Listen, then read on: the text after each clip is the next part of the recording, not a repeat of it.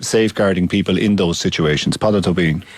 Yeah, I think this is a really dark situation, something I've been raising with the Minister for about the last 5 years. 227 children have died, either in state care or known to state care, just in the last 10 years. 11 of those were murders, 3 were manslaughters. About 40 children died of suicide in that situation.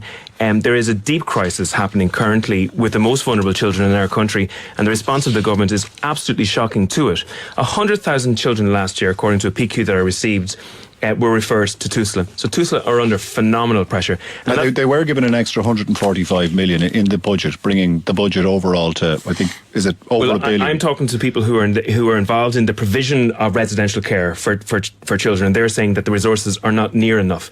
And actually, the resources are so poor. At the moment, we have a government putting children into special emergency accommodation. And for people who don't know about that, many of those are not properly regulated, and there has been court cases in relation to the vetting of some of those staff members who are going into those locations. And as Gareth mentioned there, children as young as 9 are being put into these places.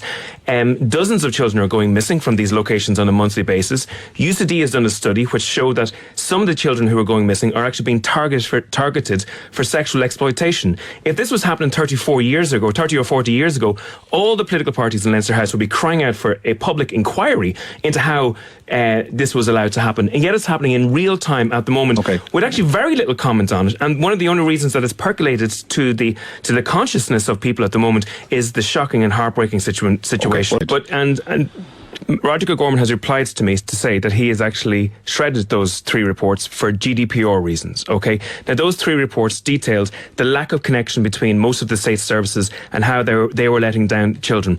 There's absolutely no doubt in my mind that one of the reasons why this crisis is happening is because the system is opaque. It's not transparent. So one of the only organisations that was actually making it transparent was the Child Law Project.